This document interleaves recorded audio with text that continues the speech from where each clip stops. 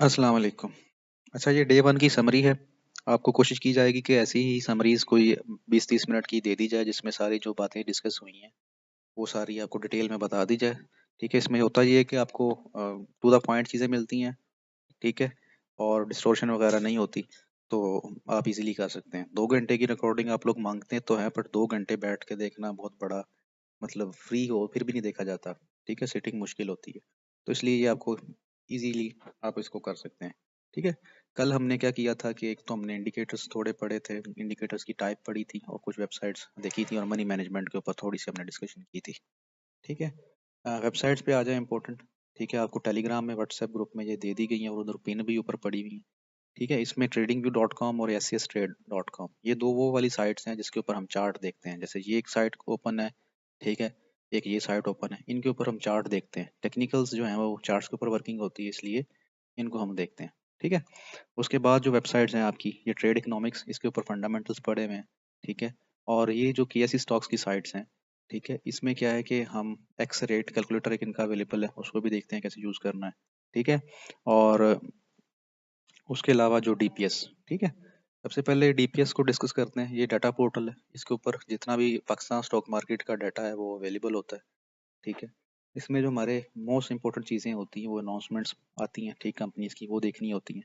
ठीक है, और अनाउंसमेंट वाले सेक्शन में सबसे एंड पे ना कैलेंडर पड़ा होता है कि किस कंपनी की कब मीटिंग आ रही है, अनाउंसमेंट कब आ रही है। ठीक है, तो कैलेंडर ओपन करते हो तो आपको पूरे मंथ का जो भी डाटा है वो इधर इजीली अवेलेबल आ जाता है, नज़र आ जाता है। ठीक है, आप उसको देख सकते हैं। ठीक है, अच्छा, उसके अलावा आपको अनाउंसमेंट में अगर कोई दिलचस्पी है आप इसको देख सकते हैं। अच्छा, KSE स्टॉक्स भी एक सिंपल सी वेबसाइट है। ठीक है, इसमें डाटा टू द पॉइंट है। ठीक है, आप इसमें अर्निंग देख सकते हैं, ये बुक बोर्ड मीटिंग्स देख सकते हैं, बुक क्लोजर्स, ठीक है, डिविडेंड शेड्यूल्स। ठीक है, तो इनकी ये बड़ी अच्छी ऑप्शंस हैं। ठीक है, आप इसको देख लें कि कंपनी की अनाउंसमेंट देखनी है, इधर सर्च कर लें। ठीक है, स्पेसिफिक ये जितनी भी आपकी आगे अनाउंसमेंट्स अनाउंसमेंट आती हैं वो। ठीक है, और ये पे आउट्स, विद पे आउट्स, विदाउट पे आउट्स, ठीक है, बुक क्लोजर्स 45 दिनों की, ये सारा जो है ना इसके ऊपर नज़र आ रहा होता है। ठीक है, और डिविडेंड किस दिन शेड्यूल आ गए हैं आपके अकाउंट पे, क्रेडिट किस दिन हुए हैं, ये सारा आपको नज़र आ रहा होता है इसके अंदर। अच्छा, इसमें जो एक कैलकुलेटर है, ये टूल्स में जाएं, एंड पे एक्स रेट कैलकुलेटर होता है। ठीक है, इसमें ये क्यों मैं बता रहा हूँ, इसमें ये है कि जो चार्ट्स की टाइप हैं, ठीक है, चार्ट्स के ऊपर हम आते हैं तो उसमें दो तरह के चार्ट्स हैं। ठीक है, एक एडजस्टेड होता है, अनएडजस्टेड होता है। ठीक है, और उसको ना जब कंपनी डिविडेंड देती है तो वो गैप के साथ ओपन होती है। ठीक है, मतलब उसको गैप लगता है। वो गैप 10 रुपए का हो सकता है, 20 का हो सकता है, 30 का हो सकता है। ठीक है, जितने का भी वो हो। ठीक है, तो हम अक्सर परेशान रहते हैं कि ये किधर ओपन होगा, कहाँ ओपन होगा, मतलब कितना इम्पैक्ट इससे आएगा। ठीक है, तो वो ये होता है कि आप उसको ऑलरेडी एक अपनी दिमाग में रेंज बना के, लेट सपोज के अभी ये स्टॉक जो है इधर चल रहा था 3-4 दिन पहले 430 450। ठीक है, आप कहते हो यार मैक्सिमम एक दो दिन में आगे ये 50 तक चला जाएगा, 40 45 50 तक चला जाएगा। ठीक है, तो आप अपनी कैलकुलेशन करते हो कि यार अगर इसने अनाउंसमेंट में ये लेटर आ रहे हैं, ठीक है, ऊपर, ठीक है, और अनाउंसमेंट में ये मार्क इधर से लोड करेंगे, ठीक है, और अनलोड, ये क्लियर से गायब हो जाते हैं, लोड से इधर वापस आ जाते हैं। ठीक है, अनाउंसमेंट में वो पहले ही बता देता है कि जी इसने 600% डिविडेंड देना है और एक्स रेट जो है 28.9 है। ठीक है, तो आप इसको क्या करते हो कि जो भी करंट प्राइस चल रही होती है उसको एक रेंज बना के, जी 440 450, ठीक है, उसमें 600% डिविडेंड अगर माइनस होगा तो किधर ओपन होगा। ठीक है, ये एक्स रेट की जो है आप जाएं। ठीक है, उसके ऊपर इधर सबसे पहले अपनी कंपनी सेलेक्ट करें। ठीक है, पोल, ठीक है, और ये आ गई पोल हमारी। इसके अंदर एक तो फेस वैल्यू, ठीक है, ये खुद ही सेलेक्ट कर लेता है, आज की क्लोजिंग वो सेलेक्ट करेगा। ठीक है, आप वो पुरानी थी हम 440 कर देते हैं। ठीक है, डिविडेंड जो है वो दे रहा है अनाउंसमेंट में 600% दे रहा है, आप इसको 600 करते हो, आपको एक प्राइस जिधर भी क्लिक करो 380। ठीक है, आपको पता लग जाता है ये 60 रुपये माइनस खुलेगा। ठीक है, अच्छा, डिविडेंड की कैलकुलेशन जो है ना वो सिंपल है। ठीक है, 600 है वो 60 है क्या, तो वो 1 रुपया, ठीक है, ऐसे करके सिंपल है।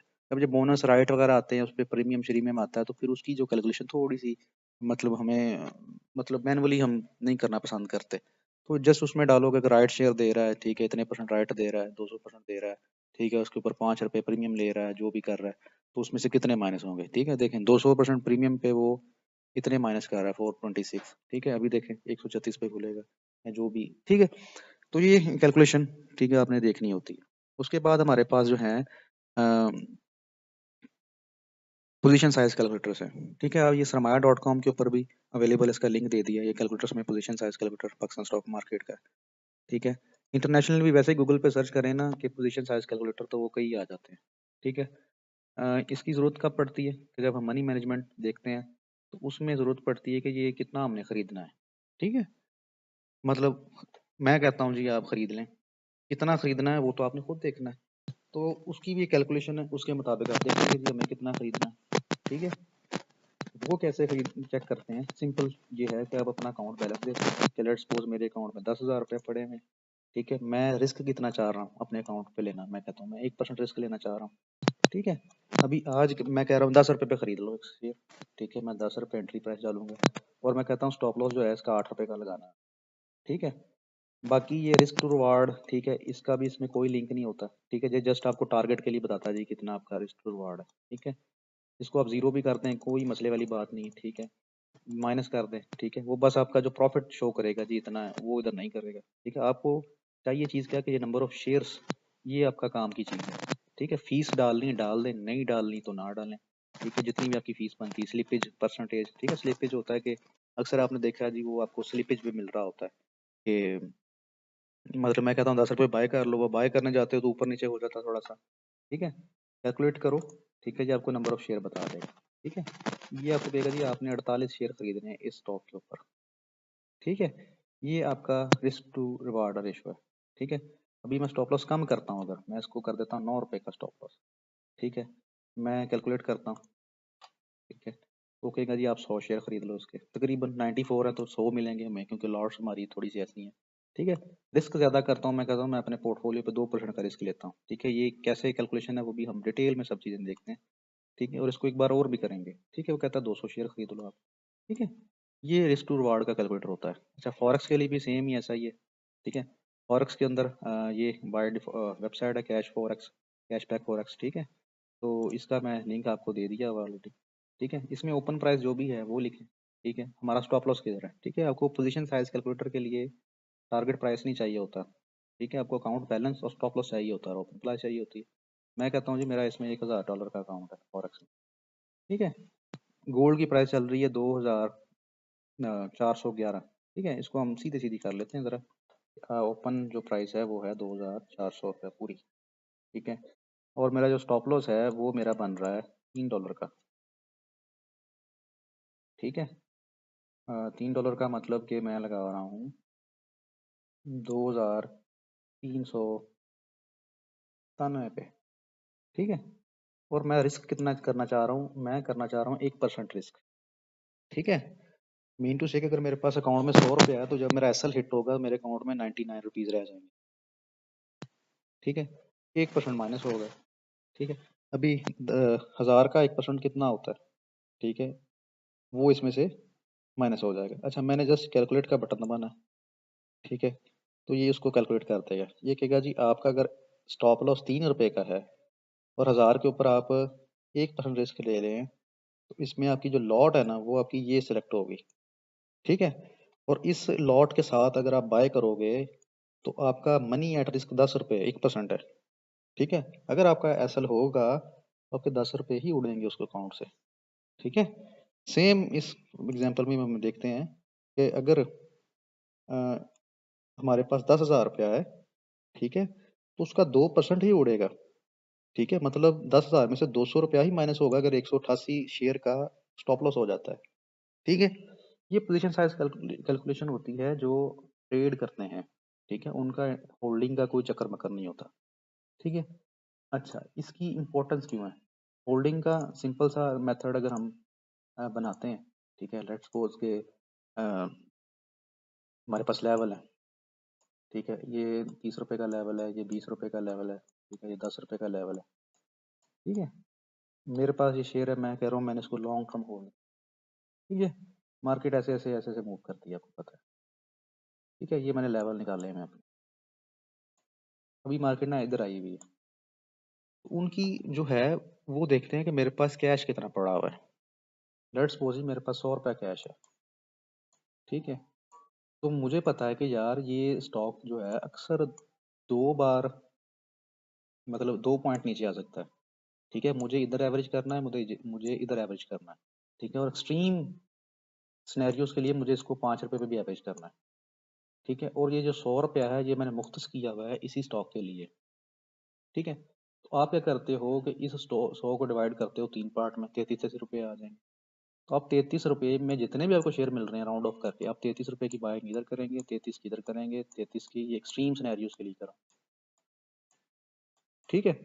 होल्डिंग है, आपने इसको लॉन्ग टर्म होल्ड करना है, ठीक है। आप इसमें मजीद अगर एक्सट्रीम सिनेरियो ऐड करते हो कि इसमें आप फिर कोई 25% ले लो, ठीक है, 25% इधर, 25 इधर, 25 इधर, और 25 अपने एक्सट्रीम जो है वह सिनेरियो के लिए रखा हुआ है कि अगर ये 1 रुपये पे आ जाता है उधर भी मैं इसको एवरेज आउट करूँगा, ठीक है।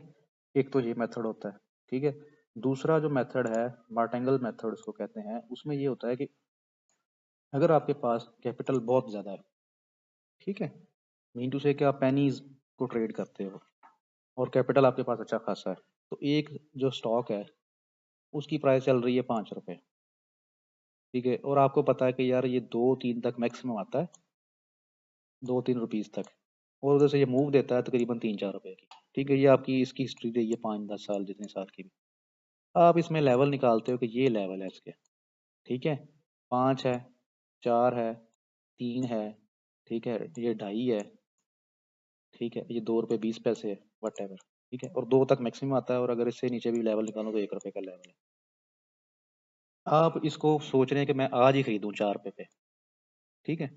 तो फर्ज कर लें जी आप अपनी मतलब कैलकुलेशन करते हो कि मैं इसमें 100 शेयर खरीदूं, ठीक है। आपने इसका ना कैलकुलेटर देख लेना, इसको मार्टेंगल कैलकुलेटर कहते हैं।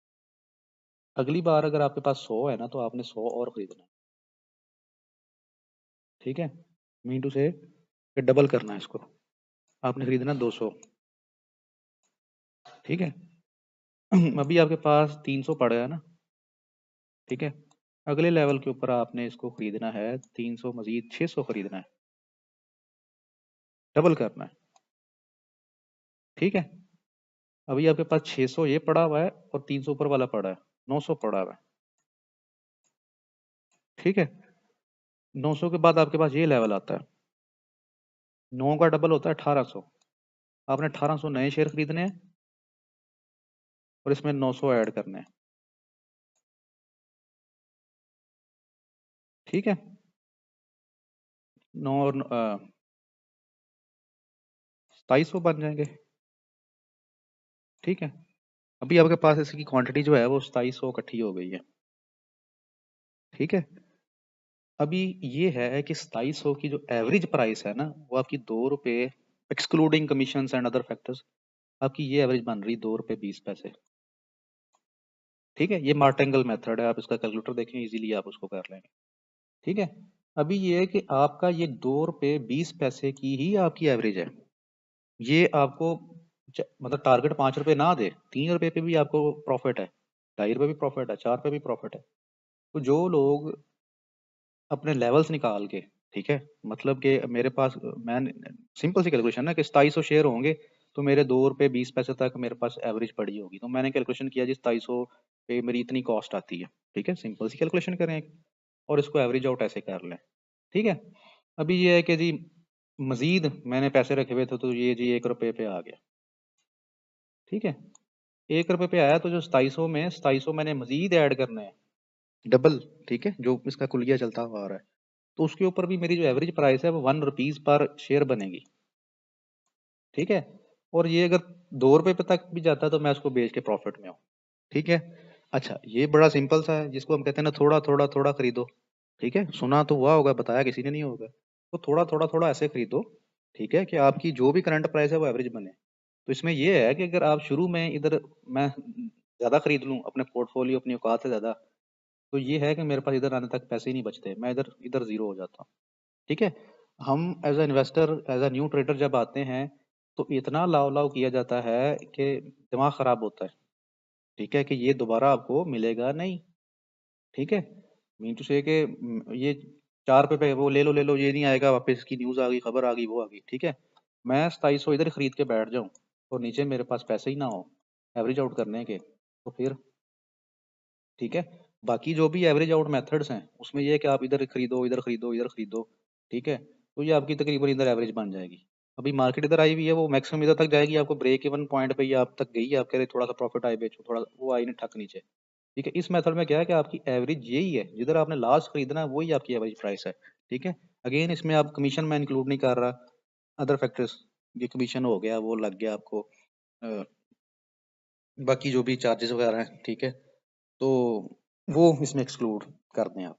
ठीक है, मार्टेंगल मेथड कैलकुलेटर गूगल पे देखें, थोड़ी सी खुद की रिसर्च करें, ये उन लोगों के लिए बेहतरीन है जो एक लॉन्ग टर्म शेयर होल्ड करना चाहते हैं, एवरेज आउट करना चाहते हैं।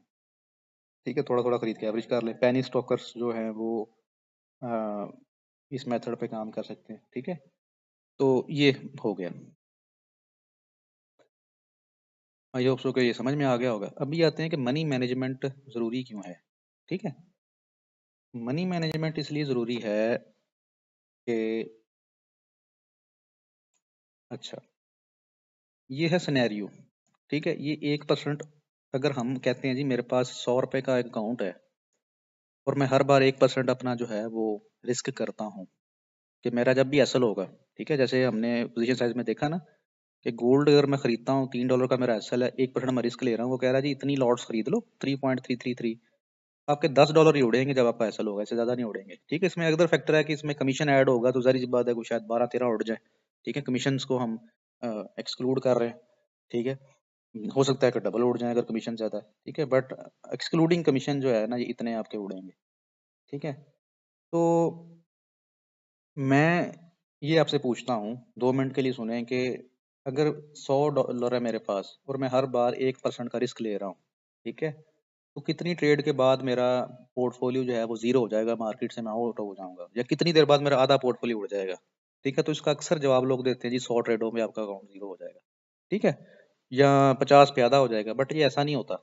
ठीक है, ये आपको मैंने कैलकुलेशन करके दिखा रहा हूँ कि ये तकरीबन आपकी $50 पे जाने के लिए ना, आधा पोर्टफोलियो खाली करने के लिए, ये इधर जाके हमारा आधा पोर्टफोलियो होता है 72 ट्रेड्स पे। ठीक है, 72 कंजेक्टिवली लॉस में जाए तो आपका पोर्टफोलियो आधा होता है। ठीक है, और जीरो करने के लिए इस पोर्टफोलियो को, ये तकरीबन हमारे पास 386 68 ट्रेड हैं। ठीक है, इसमें अदर फैक्टर्स भी हैं कि ये बहुत थोड़ा थोड़ा उसको रिस्क करेगा, एंड पे $3-3 पे चलता रहेगा। ठीक है, कि उसके ऊपर भी जीरो नहीं होता। ठीक है, ये जीरो करने के लिए इस ट्रेड को, ठीक है, 527 ट्रेडें लगेगी, जो कंजेक्टिवली 527 इकट्ठे एसएल आपके हों, तो फिर आपका पोर्टफोलियो जीरो। ठीक है, या अदर वर्ड्स अगर आप कहते हैं जी 50% मेरा कब माइनस होगा, तो वो हमने देखा जी $50 इसमें माइनस करने के लिए आपको 70 एसएल इकट्ठे लग जाएं, तो फिर आपके 50% माइनस होते हैं। ठीक है, ह्यूज नंबर, ऐसा नहीं होता कि आपके 50 की 50 ट्रेडें लॉस में जाती। ठीक है, 10 चली जाएंगी इकट्ठी। ठीक है, अगर लेट्स सपोज कि जी मेरी अकाउंट में 10 एसएल इकट्ठे लगते हैं इधर, तो मैं 90 पे खड़ा हूँ, I am still in market, मैं कुछ ना कुछ गेन कर सकता हूँ। अगर 3 एसएल में मेरा पोर्टफोलियो जीरो हो जाता है, ठीक है, जैसे हम फ्यूचर्स में कुछ लोग काम करते हैं, शॉर्ट सेल करते हैं, वो एक शॉर्ट सेल ही उनको इतनी पड़ती है कि जी वो जी मैं लिक्विडेट हो गया हूँ एक शॉर्ट सेल पे। क्यों? रिस्क मैनेज ही नहीं किया। रिस्क मैनेजमेंट कैसे करना है कि जस्ट यार आपने 1% जो है वो डाल के अपनी लॉट साइज कैलकुलेट कर लेनी है कि यार मुझे कितने शेयर खरीदने हैं, बाकी काम बाद का है। ठीक है, इतने शेयर खरीदने हो, आपका एसएल 1% का हो, एसएल की बात इधर हो रहा है। ठीक है, ये 10 रुपए पे आप कह लो, फर्ज करो मेरा एसएल 5 रुपए है। ठीक है, आपने सिर्फ अपना एसएल चेंज करना है, ये आपको बता देगा जी आपको कितने शेयर चाहिए। ये कह रहा है आपको बस 40 शेयर खरीदने हैं। ठीक है, 10,000 के अकाउंट पे। ठीक है, तो आप बस एसएल चेंज करोगे, शेयर्स वो खुद बताएगा। ठीक है, अभी ये हमें ऐसे लग रहा होगा कि यार ये 40 शेयर खरीदे हुए, इसमें मुझे बचेगा क्या। ठीक है, एसएल तो हमारा चलो जी 200 इसमें उड़ेंगे, आएंगे कितने। ठीक है, तो ये है कि अगर आप एक ठंडे दिमाग से सोचो कि हम मार्केट में टारगेट करना क्या चाह रहे हैं। ठीक है, हम कह रहे हैं जी हमने 36% टारगेट करना है साल का। ठीक है, कितना टारगेट करोगे, नहीं मतलब हम इसको 100% टारगेट करें, 500%, 10,000% टारगेट करें, हम इसको एक अच्छे सिनेरियो के मुताबिक 3% पर मंथ टारगेट करें ना। ठीक है, तो 36% साल का बनता है, साल का 36%। ठीक है, और उसके लिए हमें मंथली जो चाहिए ना, वो सिर्फ 3% चाहिए, ओनली 3%। ये मतलब आप अगर ये 33-34 शेयर 10,000 पे खरीदो, तो 3 आपके टीपीज हो जाए, टारगेट हो जाए पूरे मंथ में। ठीक है, मतलब आप अगर 10 ट्रेडें लेते हो, 10 के बाद भी आपको 3 ट्रेडें बच जाती हैं, कुछ एसएल में चली जाती हैं, जो भी होता है, ठीक है, तो आप अपना 36% के टारगेट को अचीव कर सकते हो इजीली, ठीक है। और हम जो है वो रिस्क भी देखें, इस सिनेरियो में क्या है कि ये 1% रिस्क है, प्रॉफिट है कि अगर मैं 1% रिस्क कर रहा हूँ तो मुझे 1% प्रॉफिट ही आएगा। मतलब 1%, अगर 1 रुपया मेरा अकाउंट से उड़ेगा ना, एक ही वापस आएगा, ठीक है। तो इसमें देखो कि 3% किधर जाके होता है, आपकी तीसरी ट्रेड पे 3% हो जाता है, ठीक है। 8-10 ट्रेडें जो है आपकी अगर प्रॉफिट में जाती हैं तो आपको एक अच्छा खासा गेन हो जाता है आपका, ठीक है। मतलब 30 ट्रेडें लगाओ तो आपके जी 117% हो गए, ठीक है। मतलब अभी हम देखते हैं जी 50% अगर हमारा लॉस था, उस मुकाम पे आगे हमें प्रॉफिट कितना आ रहा है, ठीक है, क्योंकि ये 100 की कैलकुलेशन है तो इस वजह से वो सारा इजीली काम हो जाएगा हमारा। ये 56 4 और ये 50%, ठीक है, तो ये 43% आपको जी प्रॉफिट हो जाता है तकरीबन 69 ट्रेड्स के ऊपर, ठीक है। तो ये एक सिस्टमेटिक वे है, ठीक है, कि इसमें ना तो आपका पोर्टफोलियो उड़ता है, ना आपको इतने ज़्यादा गेन्स आते हैं, ठीक है ना, इन अदर वर्ड्स, ठीक है। इतने ज़्यादा गेन करने क्या है, ये मुझे समझ में नहीं आई कि आप 36% अगर साल का टारगेट करते हो तो मंथली आपको अगर 4-5% भी मिलता है तो फिर भी 60%, 5% मिल जाए ना तो 60% पर एनम बनता है आपका रिटर्न, और 60% अच्छा खासा रिटर्न है। ट्रेडिंग वर्ल्ड में 60% को बड़ी रिस्पेक्ट दी जाती है कि ये 60% रिटर्न किया इस बंदे ने, ठीक है। तो ये सिस्टम है रिस्क टू रिवार्ड का। अच्छा, उसके बाद ना ये है risk to reward. Risk to reward का मतलब क्या है कि जब आप स्ट्रेटजी किसी को टेस्ट करते हो ना, लेट्स सपोज कर रहा था मैंने सुपर ट्रेंड देखा, ठीक है, आपका ना एसएल है $1 का और आपका टारगेट जो है ना वो $3 का आपको मिलता है, ठीक है। आपने 100 ट्रेडों को टेस्ट किया, आपने कहा जी ये ना 3 तो देता ही देता है, ठीक है, कभी 4-5 पे भी चला जाता है, तो आप कहते हो जी मेरी स्ट्रेटजी का जो विन रेट आर आ रहा है ना, रिस्क टू रिवार्ड, वो 1:3 है, ठीक है। फिर आप देखते हो कि यार 1:3 के लिए मुझे कितनी ट्रेड करनी है ताकि मैं ब्रेक इवन हो जाऊं, सक्सेसफुल हो जाऊं, ठीक है। तो वो कहते हैं जी आप इतनी ट्रेडिंग कर लो ना 1:3 पे, सॉरी, अच्छा, इसके साथ हमने देखना होता है विन रेट। विन रेट का मतलब क्या है कि आपने 100 ट्रेडिंग की, ठीक है, 100 में से आपके जी आप कह लो जी 40 एसएल हो गए, 60 टीपी हो गए, तो आपका विन रेट जो है ना, स्ट्राइक रेट वो 60 है। और आपकी स्ट्रेटजी जो है ना 1:3, आपने कंसेक्टिवली लगाई कि मेरी स्ट्रेटजी 1:3 देती ही देती है, टारगेट मेरा हर बार 1:3 हुआ है, एसएल जो है वो अ, इतना हुआ है, ठीक है, और 60% मेरी एक्यूरेसी है, ठीक है। तो आपको प्रॉफिट में आने के लिए ना, ठीक है, 60% के साथ, ठीक है, बहुत कम, एक मिनट रुकिए जरा। मैं कह रहा था कि बहुत कम ना, मतलब आपको स्ट्राइक रेट चाहिए प्रॉफिट में आने के लिए, मीन टू से कि अगर आप देखते हो कि 1:3 में आपको जो स्ट्राइक रेट चाहिए वो चाहिए 25%। अगर आपकी रेशो विन रेशो 25% है तो आप ब्रेक इवन हो, प्रॉफिट में हो, ठीक है, आगे सारा आपका प्रॉफिट है, ठीक है। अगर आपकी स्ट्राइक रेशो कम है तो आपको कितने परसेंट, 35% आपको ना विन रेट चाहिए इधर, कि 35% आपकी सक्सेस रेशो हो और बाकी आपकी फेलियर हो, ठीक है। अगर आपका 1:1 है तो मोर देन 50 आपको चाहिए ब्रेक इवन होने के लिए। 10 में से 5 आपके असल होते हैं, आप ब्रेक इवन हो, ठीक है, 6 आपके टीपी हो जाते हैं तो आप प्रॉफिट में आ जाते हो, ठीक है। अभी ये होता है कि ये देखने में थोड़ी सी आपको आगे जाके अंडरस्टैंडिंग हो जाएगी, शायद आप इसको कभी रिपीट करेंगे इस सेशन को, आपको समझ में आएगी कि कई स्ट्रेटजीज में रिस्क टू रिवार्ड रेशो कम होता है, ठीक है। स्पेशली जो स्कैल्पर्स होते हैं, स्कैल्पर्स का आरआर बहुत कम होता है, ठीक है। मीन टू से कि जो स्कैल्पिंग है ना, मोस्टली जो है 1:1 1:2 से ऊपर नहीं जाते, ठीक है। बट उनका जो स्ट्राइक रेट होता है, विन रेशो, वो इधर 80% पे लाया कर रहा होता है, 80 85 90% पे, ठीक है। तो अगर मैं कहता हूँ जी मैं 1:1 लेता हूँ कि एक कैंडल का मेरा एसएल है, एक कैंडल का मेरा टीपी, तो आप कहते हैं यार ये तुम क्या लेके निकल रहे हो, ठीक है, कुछ भी नहीं, मतलब मैंने एक कैंडल का टीपी लिया, मुझे क्या मिला, कुछ भी नहीं। बट उनको पता होता है कि यार 1% मैं अगर रिस्क कर रहा हूँ तो 1% मुझे मिल गया ऊपर, ठीक है। कुछ लोग जो होते हैं वो इधर से खरीद लेते हैं, इधर जाकर बेचते हैं और उनको हासिल कुछ भी नहीं हुआ होता, ठीक है। कुछ लोग क्या करते हैं कि इधर खरीदा, इधर बेचा और उनका आधा पोर्टफोलियो उड़ गया, 50% उड़ गया। तो जब आप हर चीज़ को मैनेज करके चलते हैं ना, हर बार 1% का रिस्क लेते हैं, ठीक है, आपका एसएल होता है 1% होता है, टीपी होता है आपका 1% उड़ेगा, 1:2 है तो आपको 2% रिटर्न मिलेगा। ठीक है, अभी अगर मुझे पता है कि यार मुझे 2% रिटर्न मिलता है मेरी स्ट्रेटजी में, तो मैं अपने रिस्क को मजीद कम कर सकता हूँ। मैं इधर अगर 1% रिस्क ले रहा था, मैं 0.5 कर दूंगा उसको, कि मुझे पर ट्रेड जो है 0.5% मेरा एसएल होगा, और 1% मुझे एक ट्रेड अगर मेरी सक्सेसफुल होती है तो मुझे रिटर्न आ जाएगा। ठीक है, अगर मेरा स्ट्राइक रेशियो बहुत अच्छा है तो मैं शायद इसको ज्यादा कर दूं, मैं इसको 2% रिस्क करूँ। ठीक है, 2% रिस्क करके तो मेरा तो 4% रिटर्न आ जाएगा। ठीक है, तो ये सिंपल सी कैलकुलेशन जो है ना जी, आपने एक बार खुद करेंगे तो समझ में आ जाएगी। ठीक है, पेपर पे कर लें इसको, कंप्यूटर पे करके देख लें, अगर इसको खुद नहीं करेंगे ये आपके पल्ले नहीं पड़ेगी। ठीक है, तो इसको काइंडली एक बार आपने खुद करना है। मैं इसका ना पार्ट 2 बनाता हूँ, जिसमें हमने जो आज इंडिकेटर को किया है वो हम कर लें।